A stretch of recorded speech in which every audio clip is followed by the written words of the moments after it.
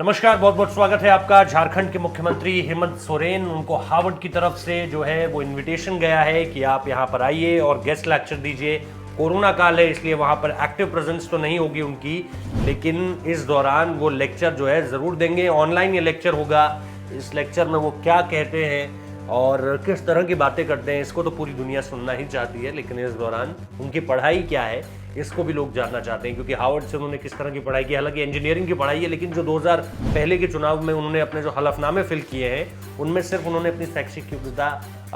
जो है वो इंटरमीडिएट लिखी है। इंटरमीडिएट का मतलब होता है 12वीं पास, लेकिन इसके बाद उन्होंने जो है वो हार्वर्ड का जिक्र किया। अमेरिका की बहुत प्रख्यात यूनिवर्सिटी है, विश्व में प्रसिद्ध है, पॉपुलर है अपने एजुकेशन सिस्टम की वजह से। हार्वर्ड वही यूनिवर्सिटी जहाँ से आप कह सकते हैं कि बिल गेट्स ड्रॉप आउट थे, पढ़कर तो नहीं निकले, लेकिन उसके कई सालों बाद, दशकों बाद जो है बिल गेट्स वहाँ पर अपनी डिग्री लेने आए। और ऐसा ही कुछ मार्क जुकरबर्ग, जो कि फेसबुक के चीफ एग्जीक्यूटिव फाउंडर है, उनके साथ भी कुछ ऐसा ही हुआ। लेकिन ये सारी की सारी कहानियाँ एक तरफ, ये जो कहानी है हेमंत सोरेन की, ये बड़ी दिलचस्प इसलिए भी है क्योंकि जिस तरह के बैकग्राउंड के साथ निकल कर आते हैं, कोरोना काल में जिस तरह से काम किया है, आदिवासियों की एक बहुत बड़ी संख्या है उस राज्य में,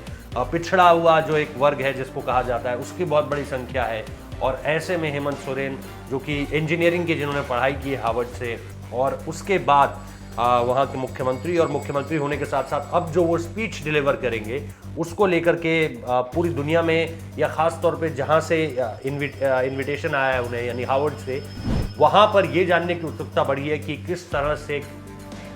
ऐसे राज्य का मुख्यमंत्री जो है वो इतने सारे चैलेंजेस के बीच, और ख़ास तौर पे कोरोना काल में, क्योंकि आदिवासियों की संख्या की अगर आप बात करें तो फिर वहाँ पर जो लिटरेसी रेट है वो भी एक चैलेंज रहता है। और अगर आप लिटरेट नहीं हैं तो फिर आप कैसे समझेंगे जो भी कुछ टीवी में बताया जा रहा है, क्योंकि टीवी की भाषा एक पढ़े लिखे इंसान के लिए तो बहुत आसान हो सकती है, लेकिन अगर आप किसी अनपढ़ के सामने क्वारंटीन जैसे शब्दों का प्रयोग करते हैं, या सैनिटाइजर का प्रयोग करते हैं, या आप कहते हैं आइसोलेशन, तो इसका क्या मतलब होता है, या आप उनको किसी भी तरह से बहुत आसान भाषा में भी समझाने की कोशिश करेंगे, तो भी जब तक कोई लिटरेसी रेट नहीं है वहाँ पर, तो फिर वो किस तरह से समझेगा कि आप क्या कहना चाह रहे हैं। ऐसे में अगर झारखंड की स्थिति इस वक्त पे पूरे देश में जो है वो उतनी ज़्यादा बिगड़ी भी नहीं है, तो ये हेमंत सोरेन सरकार की कामयाबियों में ही गिना जाएगा।